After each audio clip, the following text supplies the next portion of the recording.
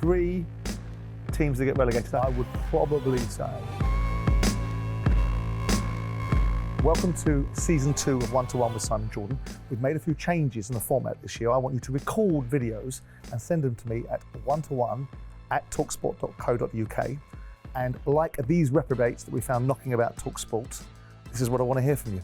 First one up is Laura Woods, who's good from afar but far from good.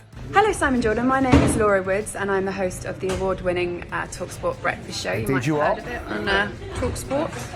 I've been told that you've got a YouTube channel now, which has surprised me really, because I thought YouTube was for a much younger generation. And I've been asked to ask you a couple of questions. So my first question is, I'm currently reading your book.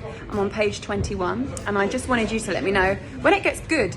And then the second question that I have is, in all of your experience when you were working in football at Palace, what was your most difficult conversation?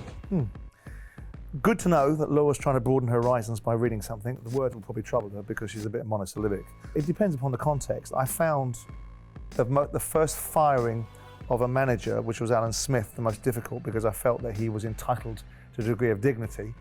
As I worked out over a period of time, it becomes much more enjoyable to fire managers because they actually do deserve getting fired. So there were a variety of difficult conversations, but none of them over-challenged me. The most difficult one I had probably was how much money I was losing. Hi Simon, it's Gabby here mate. Just wondering if you think Crystal Palace will stay in the Premier League this season. Judging by what I've seen at the time I'm doing this show, I've just seen Palace get smashed into the next life by Chelsea and be so poor that it's caused me to be concerned. But Vieira came across well after the game, so I think there are likely to be 3 sides in the division that are worse than Palace, and given the fact they've spent £25 million on the centre-back, they've just brought in a new investor for 90 million quid, I don't expect to see Palace involved or embroiled in a relegation battle. But I always felt with Vieira it was going to be one way or the other. He's either going to hit the lights, hit them hard, or he's going to stink the place out. And I'm not sure which one it's going to be right now. Hi Simon, with your expert knowledge, could you please tell me the 3 teams that are going to get relegated this season? Or even better, the 3 teams you want to get relegated? Cheers mate. Well, not your mate.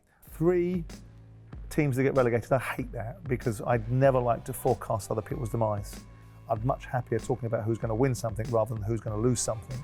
But if we're forced into a situation where you have to answer a question, you've got to answer it, I would probably say, and it might be a little bit formulaic and a bit easy to answer, I can't see past Norwich getting relegated. I think that this might be the season where Burnley's grasp will be exceeded by their reach. Probably the 3rd one, not because I want it to, and not because I think it's an easy answer, but it's difficult to see Brentford staying in the division. I know they've just had a fabulous result against Arsenal, but that is vastly different from getting another 12 or 13 more results to stay in the division. And unlike Danny, who's got a half glass empty mentality, I don't wish any of these sides down, so I hope I'm wrong, and I hope that none of the teams that I've forecast get relegated. Hi Simon, Darren Brent here. I've got a question for you about the new season. I want you to tell me who you think is going to be the Golden Boot winner in the Premier League. Again, a formulaic answer would probably be Harry Kane, but we don't know where Harry Kane's going to play. If you put Harry Kane into Manchester City, if Manchester City get on with buying this player and paying what Daniel Levy would be prepared to accept, if you put him into a free-flowing Manchester City side, it's difficult to believe that he won't score more goals than he scored for Tottenham. And pretty much every year at Tottenham, he's right at the top of the pile. So I would expect to see Harry Kane being the solution or the answer to that question. And then you look across at Manchester United, or you look across at Chelsea, and you wonder how Romelu Lukaku is going to do. Because Lukaku is a proven goal scorer, 47, 48 goals, whatever he scored for Inter Milan in 60-odd games. Chelsea, being what they are, will create a lot of chances with him playing with Timo Werner or whoever's going to play.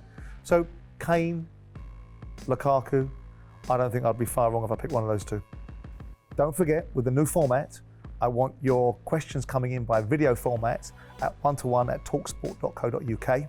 And I'm very interested to read your comments and see your clips and look forward to a very busy season.